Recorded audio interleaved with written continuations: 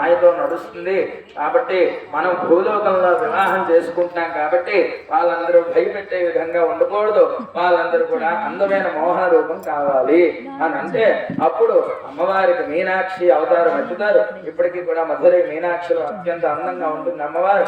అందులో సుందరేశ్వర స్వామి విగ్రహం కూడా ఉంటుంది. ఈశ్వరుడు చాలా అత్యంత అందంగా ఉంటాడు అన్నమాట. పచ్చగా ఆకుపచ్చ రంగులో అత్యంత సుందరంగా ఉంటాడు. రాజకుమారుల్లా తయారవుతాడు అన్నమాట.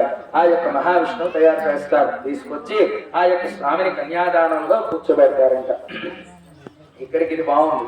మరి తమాషా ఏమిటి తెలుసా? ఆ యొక్క హిమవంతుడు ఏమిటి చేస్తాడు తెలుసా? ఆ యొక్క ప్రభువు పాదాలు నేను కనగలేను, నాకంత స్తోమత లేదు, నాకంత అర్హత లేదు అని చెప్పి అనగాన సాక్షాత్ పార్వతీదేవికి మీరు తండ్రి అయితే నాకు కూడా తండ్రి లాంటి వారే, కానీ ఇక్కడ ఈ యొక్క వేదిక మీద సాక్షాత్ మహావిష్ణు స్వరూపాయ పరమేశ్వర స్వరూపంగా భావిస్తూ నేనే జగత్తుడిగా మీరు భావిస్తూ ఈ పాదాలు కడగండి అని చెప్తే ఆ పాదాలు కడిగారంట. మరి పాదాలు కడగక ముందు ఒక సంఘటన జరిగిందనమాట. ఏమిటది అని అంటే దాన్నే ప్రవరగా గుర్తించారు. ఎప్పటికీ కూడా ప్రవర అంటారు. తండ్రి తాత ముత్తాత పేర్లు పెళ్లి మండపంలో పంతులు గారు చెప్తారు. ఎందుకు చెప్తారు తెలుసా?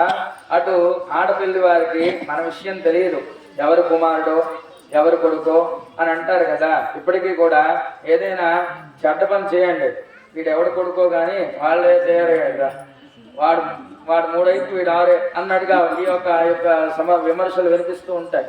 అలాగా ఈ యొక్క విషయంలో ఆ యొక్క 3 తరాల పేర్లన్నీ కూడా చెప్పుకొచ్చారంట. ఎలాగా అంటే అప్పుడు అమ్మమ్మ పేచీ పెట్టింది, వాళ్ళ విషయాలు మాకేం తెలియవు కనుక వాళ్ళ గోత్రనామాలు మాకు కావాలి, గోత్రనామాలు కాకపోతే లేకపోతే మేము పెళ్లి వివాహం చేయమంటది అనమాట. అప్పుడు ఆ మహావిష్ణువుకి అడుగుతారంట.